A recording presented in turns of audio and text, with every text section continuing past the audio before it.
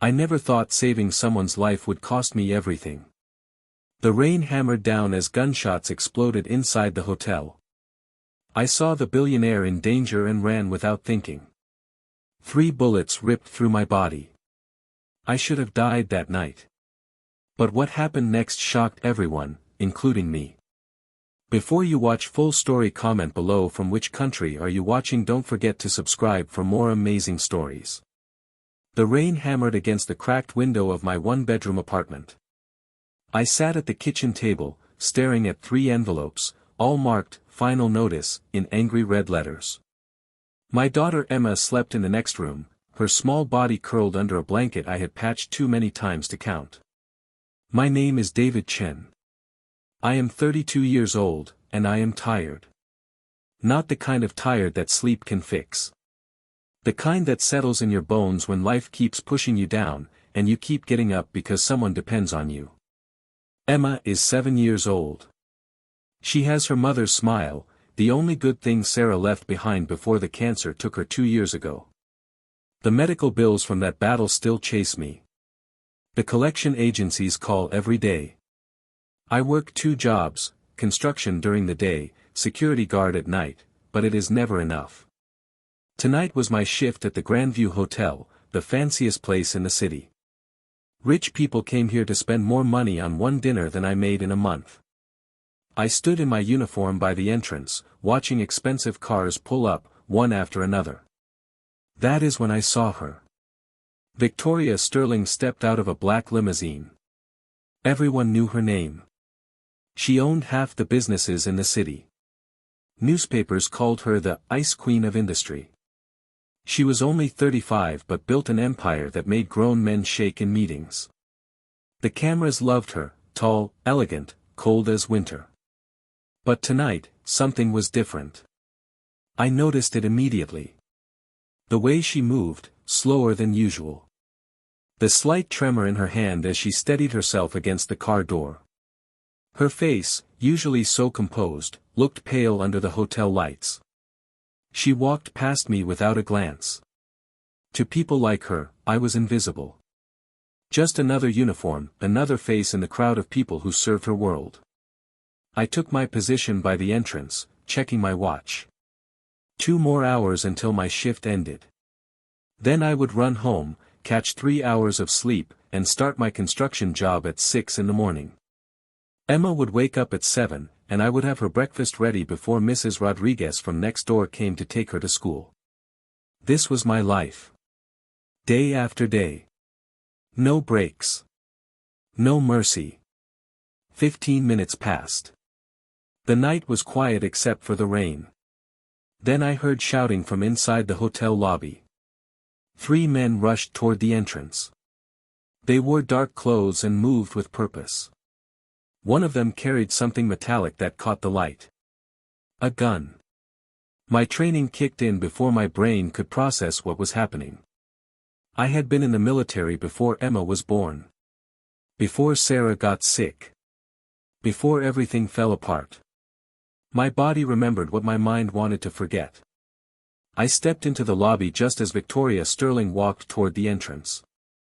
She was leaving early. The 3 men saw her at the same time I did. "Mrs. Sterling," one of them shouted. His voice was filled with rage. "You destroyed my family. My father is dead because of you." Victoria froze. For the first time, I saw fear crack through her ice-cold exterior. The man raised his gun. Everything slowed down. I thought about Emma. About how she needed me, about the bills on my kitchen table. About how I should just step aside and let the rich people handle their own problems. But I did not step aside. I ran. The first bullet hit me in the shoulder before I even reached Victoria. The pain exploded through my body like fire. I did not stop. I crashed into her, pushing her behind the reception desk as the second bullet tore through my side. I fell on top of her, using my body as a shield. The third bullet hit me in the leg. Then there was screaming. Hotel security rushed in. The gunman ran. Someone called the police. Someone else called an ambulance. I tried to move but could not. Blood pooled beneath me, warm and sticky. Victoria Sterling's face appeared above mine. Her eyes, grey like storm clouds, looked into mine with something I could not name. "Why?" she whispered. "Why would you do this?" I wanted to answer, but the darkness was pulling me down. My last thought before I passed out was of Emma. Who would make her breakfast tomorrow? I woke up 3 days later in a hospital room I could never afford. The first thing I saw was Emma's face. She sat in a chair next to my bed, holding my hand. Her eyes were red from crying. When she saw me wake up, she burst into tears again. "Daddy! You came back. You came back." I tried to speak, but my throat was dry. A nurse appeared with water. Mrs. Rodriguez stood by the window, her old face lined with worry. "Mr. Chen," the nurse said gently. "You are very lucky to be alive. The bullets missed your vital organs, but you lost a lot of blood. You will need months of recovery." Months. The word hit me harder than the bullets had. Months meant no work. No work meant no money. No money meant losing everything. "Emma," I managed to say. My daughter leaned closer. "Are you okay?" She nodded, but I could see the fear in her eyes. She was 7 years old but already understood that we lived on the edge of disaster. The door opened. A woman in an expensive suit entered. She carried a leather folder and had the confident walk of someone who spent her life in boardrooms. "Mr. Chen," she said. "My name is Patricia Moore. I am Victoria Sterling's personal assistant. Mrs. Sterling wanted me to check on you and ensure you have everything you need." "I am fine," I said, though we both knew it was a lie. Patricia smiled, but it did not reach her eyes. "Mrs. Sterling is very grateful for your actions. She wanted you to know that all your medical expenses will be covered. Additionally, she is arranging for private care during your recovery."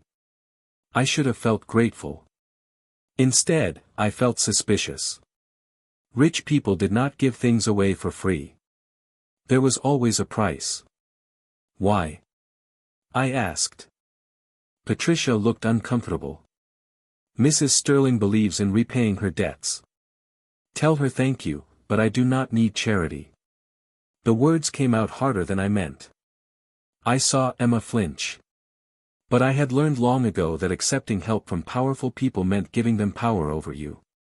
Patricia's expression cooled. "Mr. Chen, you have 3 bullets in your medical file and months of recovery ahead. You cannot work. Your daughter needs you. This is not charity. This is gratitude." She placed a business card on the table beside my bed. "If you change your mind, call this number." After she left, Mrs. Rodriguez came to my bedside. She was a good woman who had helped me with Emma many times. "David," she said softly. "Sometimes pride is a luxury we cannot afford." I knew she was right. But pride was all I had left. The weeks that followed were the hardest of my life. The hospital released me after 10 days, but I could barely walk. My shoulder throbbed constantly. The wound in my side made every breath painful. My leg refused to work properly.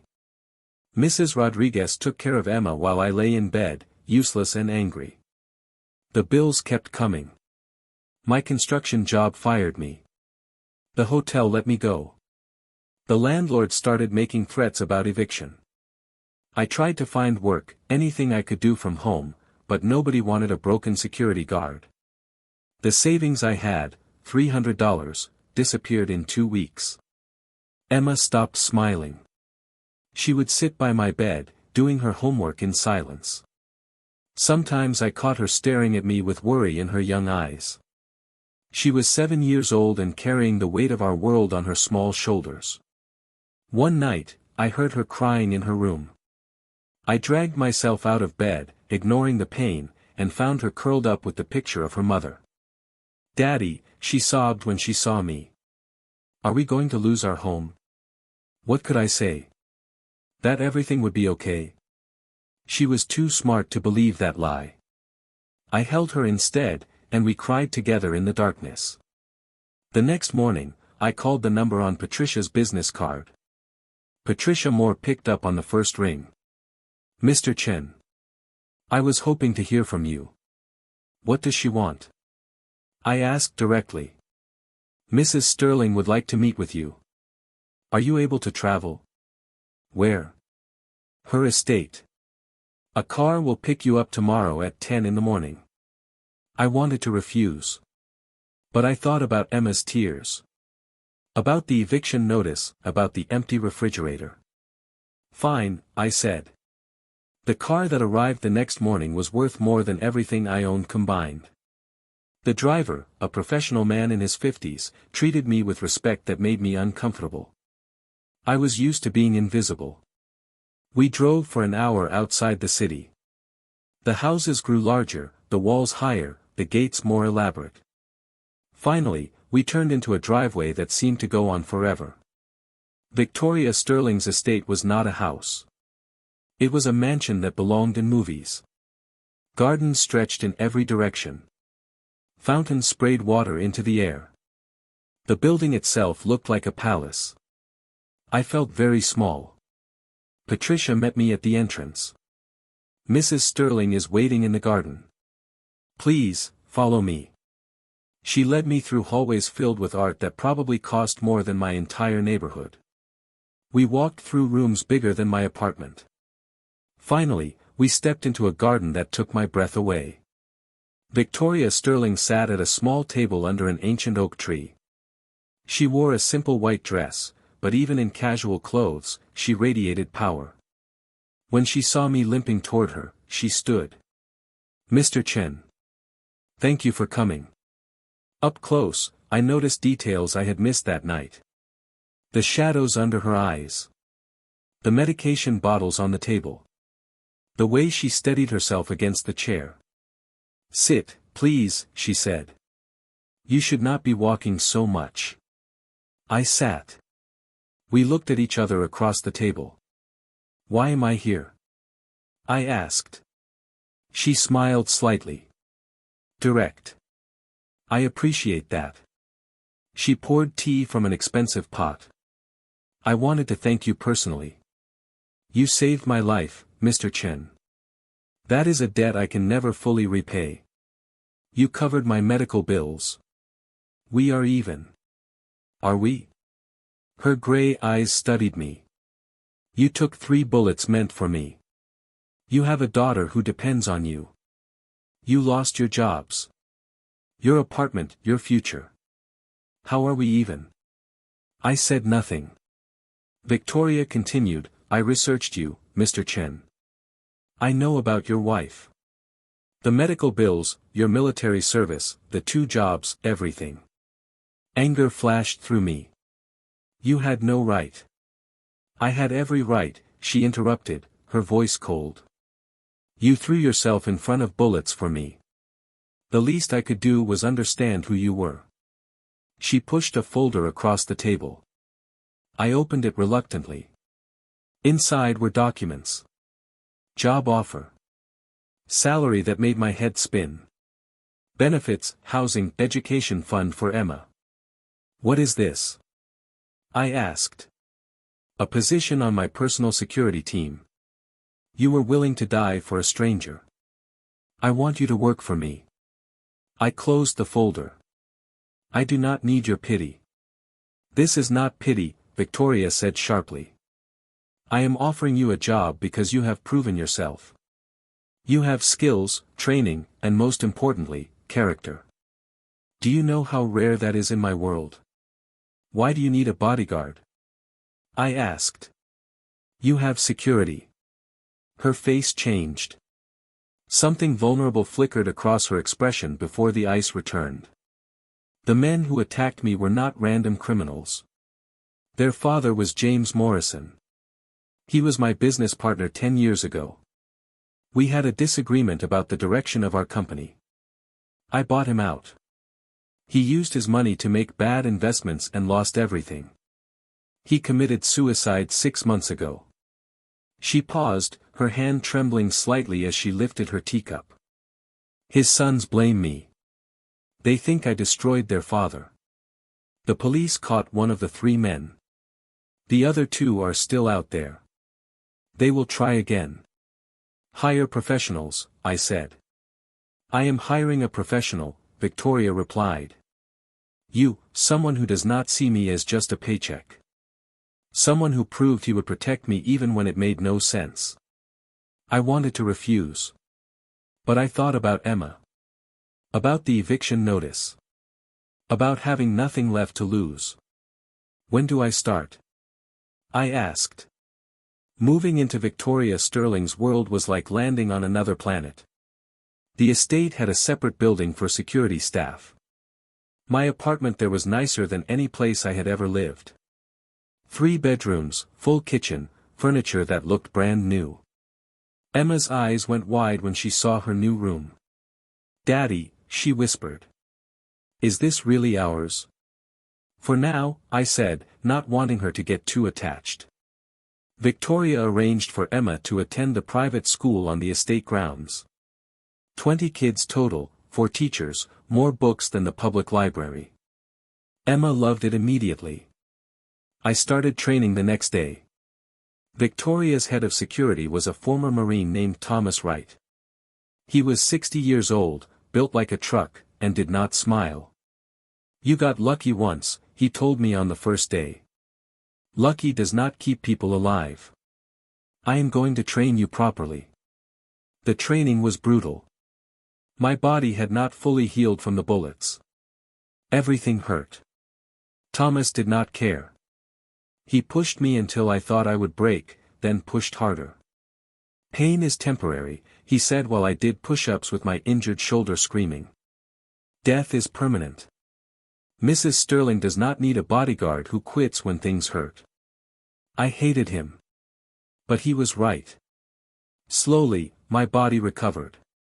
The shoulder stopped throbbing. The side wound healed. My leg grew stronger. I learned the estate layout, the protocols, the procedures. I learned about Victoria's schedule, her habits, the threats against her. What I did not learn was Victoria herself. She remained distant, professional. When I accompanied her to meetings, she never spoke to me beyond necessary instructions. When we traveled, she worked in silence. She was always polite, always correct, always cold. Ice Queen was the right name for her. But I noticed things others missed. I noticed how she took medication 3 times a day.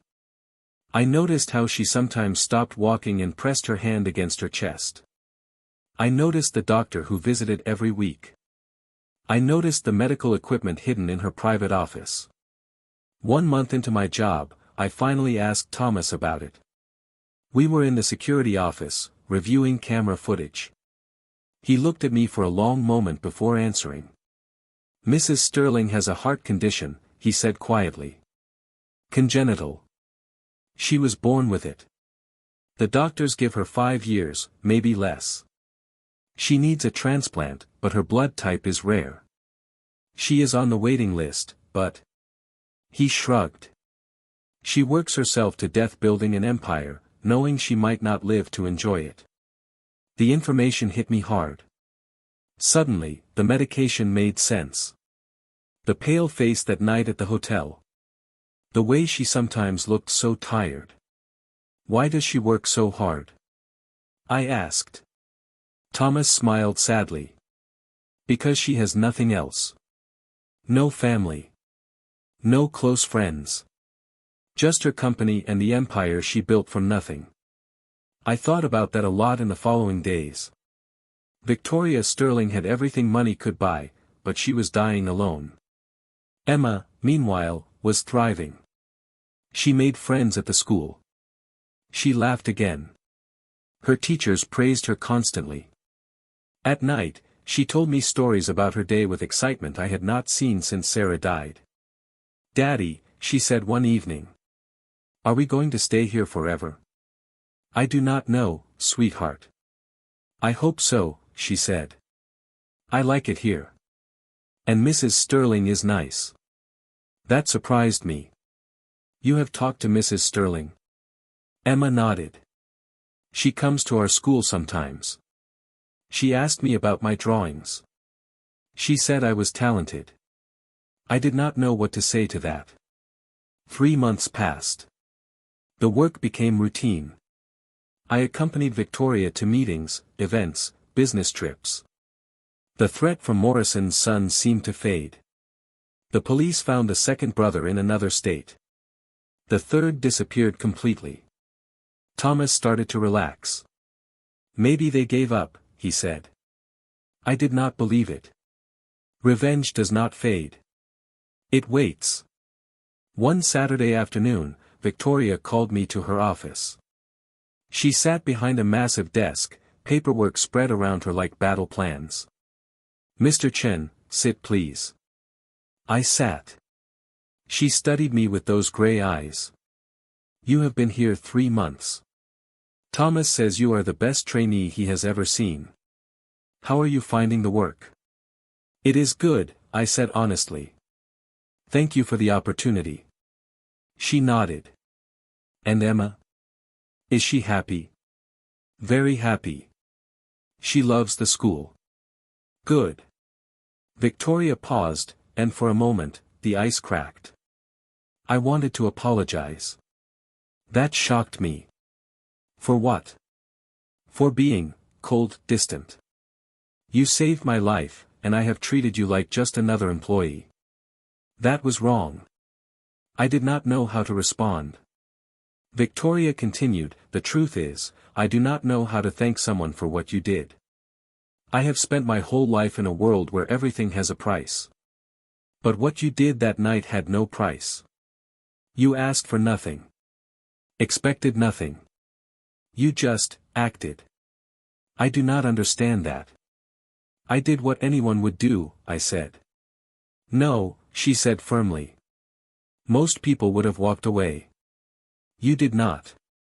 Why? I thought about her question. Because I know what it is like to lose someone. When my wife died, I felt helpless. Useless. I could not save her. But that night, I could save you. So I did. Victoria's expression softened. For the first time, I saw the woman behind the Ice Queen.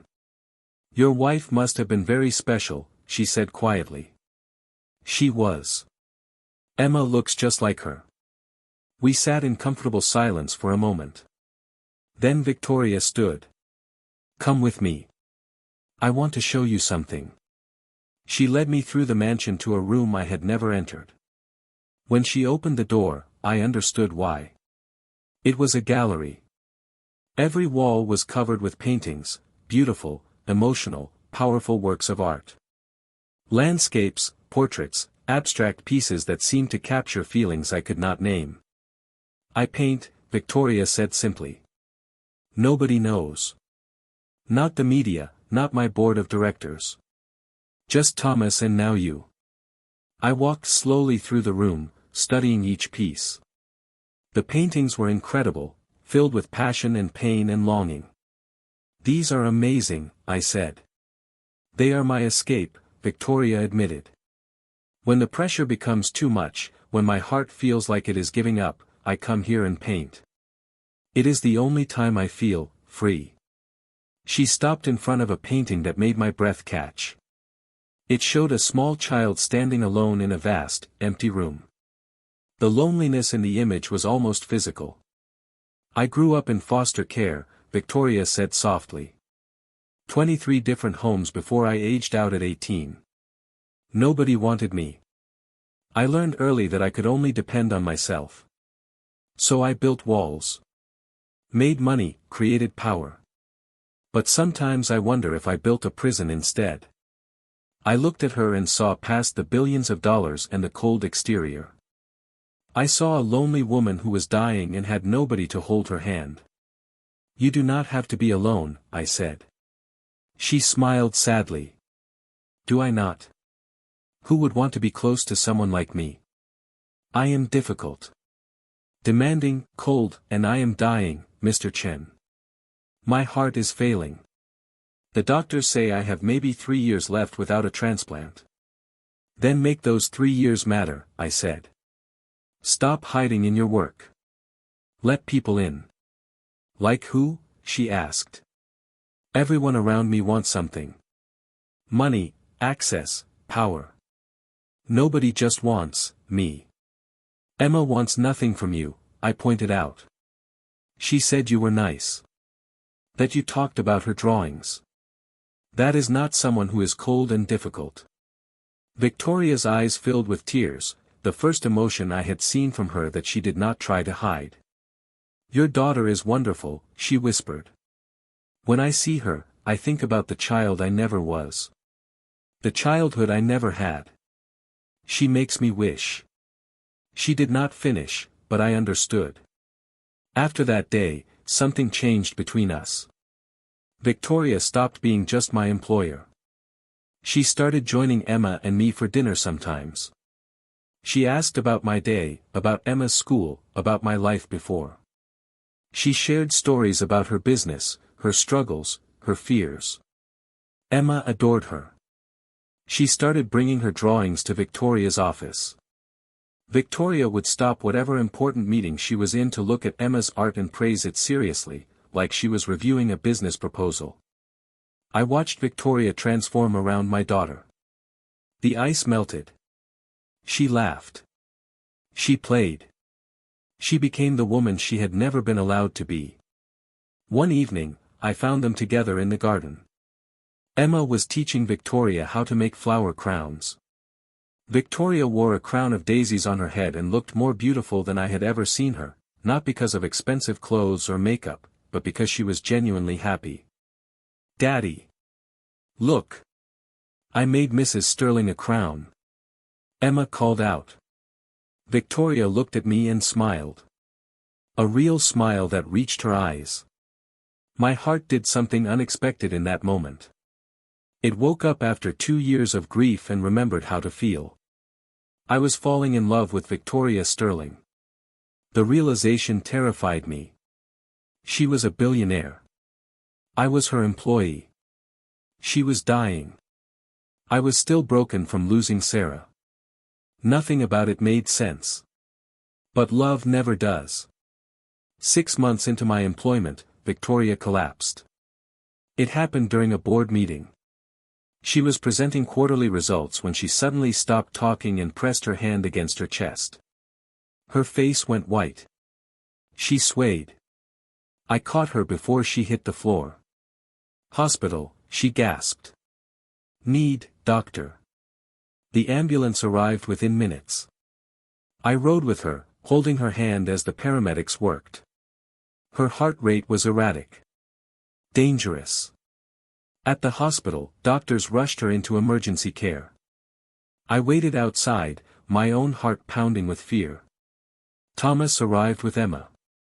My daughter's face was pale with worry. Is Mrs. Sterling going to die? She asked. I could not lie to her. I do not know, sweetheart. We waited for 4 hours. Finally, a doctor emerged. Mr. Chen. Mrs. Sterling is asking for you. I left Emma with Thomas and followed the doctor to the ICU. Victoria lay in bed, connected to machines that beeped steadily. She looked small and fragile, nothing like the powerful woman I knew. David, she said softly. She had never used my first name before. Thank you for staying. I sat beside her bed. Where else would I be? With your daughter, living your life. Not watching a dying woman. Stop, I said firmly. You are not dying today. She smiled weakly. The doctors say my heart is failing faster than they expected. 6 months, maybe less. There are no donors with my blood type available. Then we find one. It is not that simple. Nothing worth having is simple, I interrupted. You taught me that. You built an empire from nothing. You do not give up. So do not give up now. Victoria's eyes filled with tears. Why do you care so much? I am just your employer. No, I said. You are not. I leaned forward and kissed her gently. It was not passionate or dramatic. It was soft and real and true. When I pulled back, Victoria was staring at me in shock. David, we cannot, this is not appropriate. I do not care about appropriate, I said. I care about you. I love you, Victoria. I think I have loved you for months, but I was too scared to admit it. You barely know me. I know that you are kind to my daughter. I know that you paint beautiful art when nobody is watching. I know that you work yourself to exhaustion building something that matters. I know that you are lonely and scared and trying to be brave. That is enough. Victoria cried then, deep, painful sobs that came from years of holding everything inside. I held her, careful of the wires and tubes, and let her break. I am so tired, she whispered. I am so tired of being strong. Of being alone. Of pretending I do not need anyone. Then stop pretending, I said. Let me be here. Let me help carry the weight. What if I die? She asked. What if you and Emma get attached, and then I am gone? I cannot do that to you. To her. You both have lost enough. What if you live? I countered. What if you get a transplant and have years ahead of you? Are you going to waste them alone because you are afraid? She had no answer for that. Victoria was released from the hospital 3 days later with strict orders to rest. She ignored them immediately and went back to work. I wanted to argue, but I understood. Work was how she survived. But things changed. Victoria stopped hiding behind walls. She joined Emma and me for dinner every night.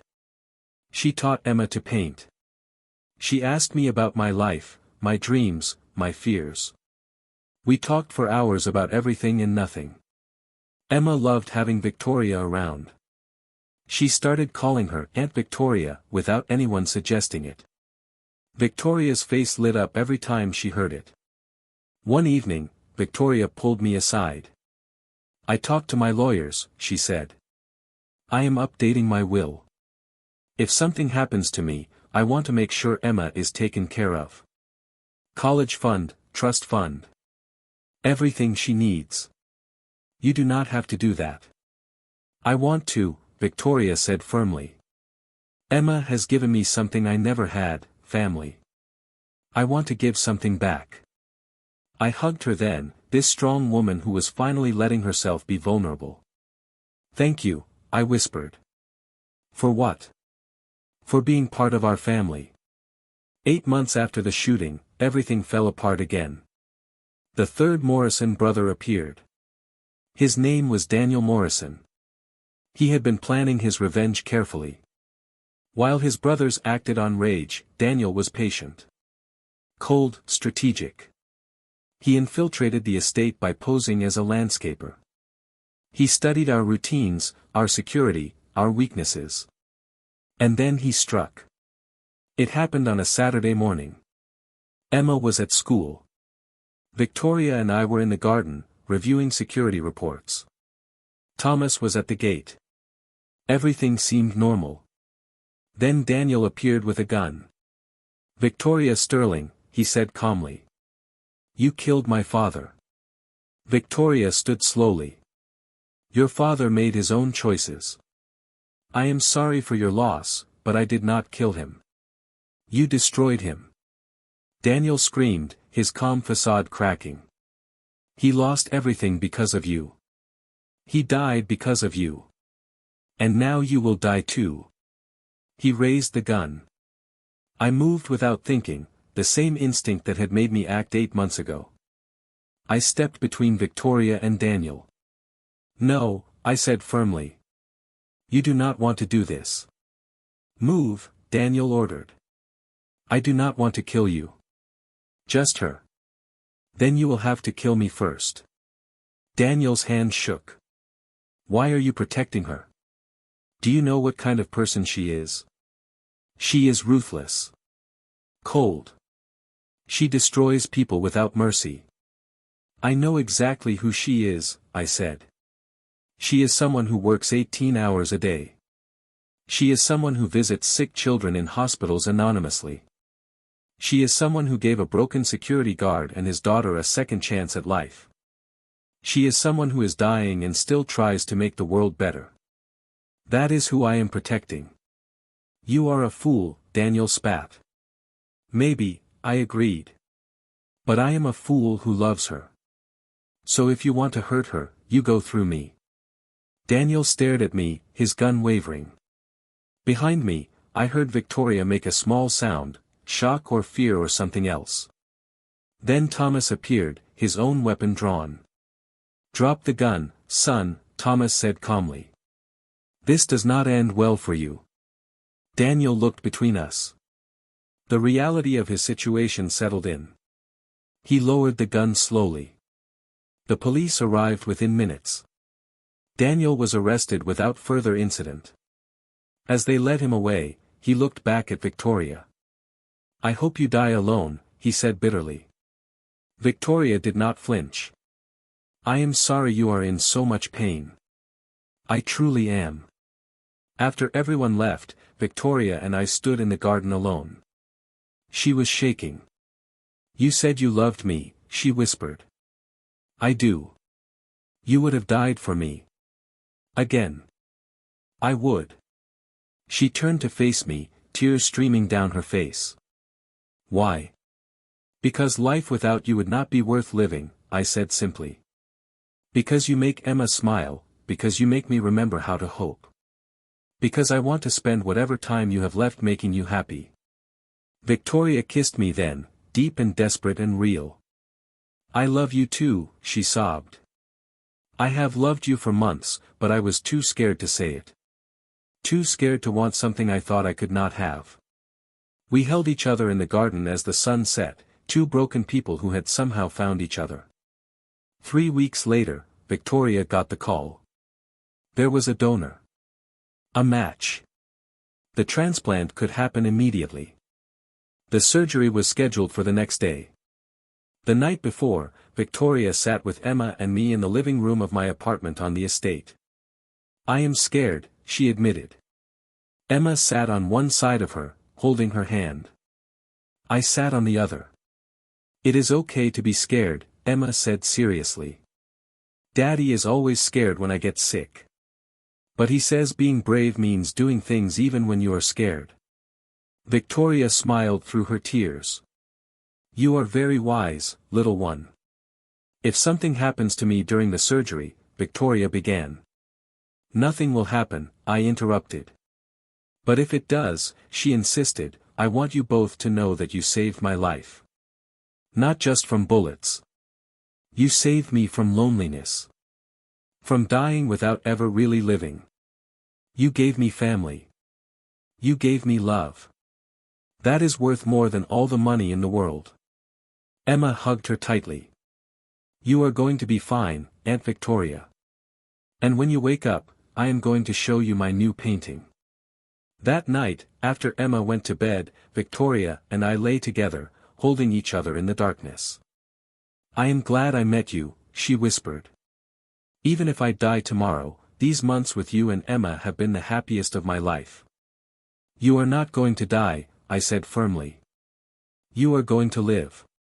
And we are going to have years together. I promise. You cannot promise that. Watch me. The surgery lasted 14 hours. Emma and I waited in the hospital with Thomas. Emma drew pictures. I paced. Thomas tried to remain calm but failed. Finally, the doctor emerged. He looked exhausted but smiled. The surgery was successful. Mrs. Sterling is in recovery. Her body is accepting the new heart. It will take time, but she is going to live. I broke down crying.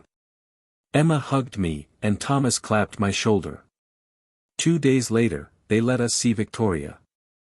She lay in bed, pale but alive. When she saw us enter, she smiled. Hey, she said weakly. Emma rushed to her bedside carefully. I brought you my painting.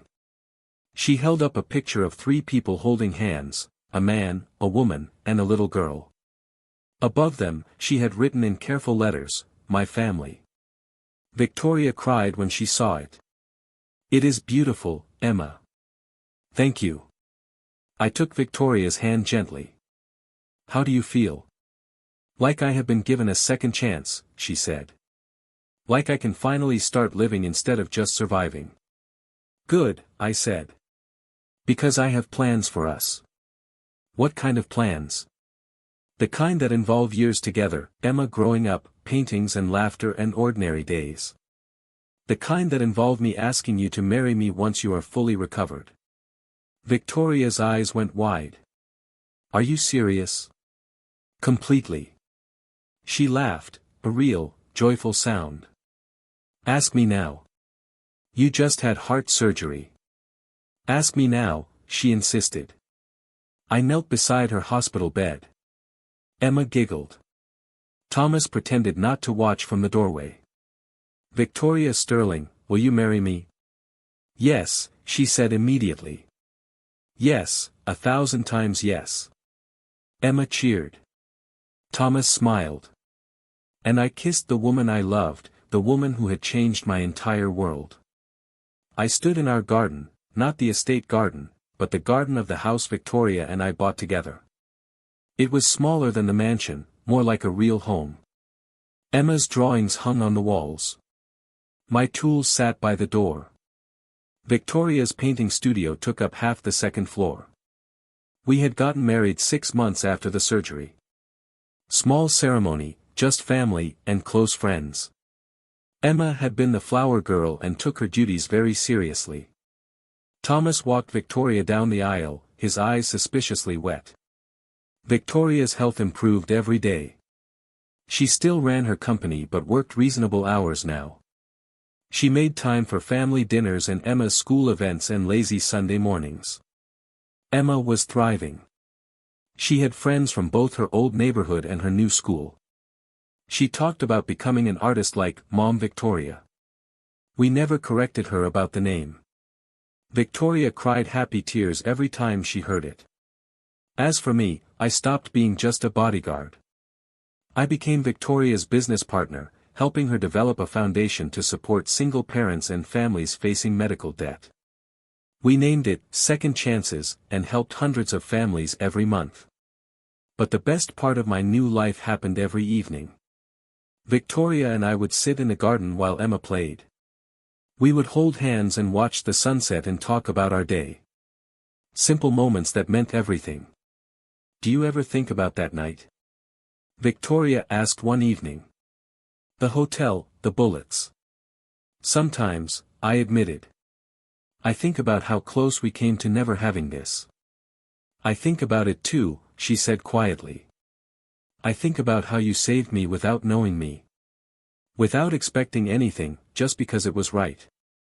"It was not just right," I said. "It was the moment that saved both of us. You were dying alone. I was drowning in grief. We found each other because of those bullets." Victoria leaned her head on my shoulder. "Best thing that ever happened to me." Emma ran over, her face flushed with excitement. "Daddy! Mom Victoria! Look what I made." She held up a flower crown, just like the ones she used to make.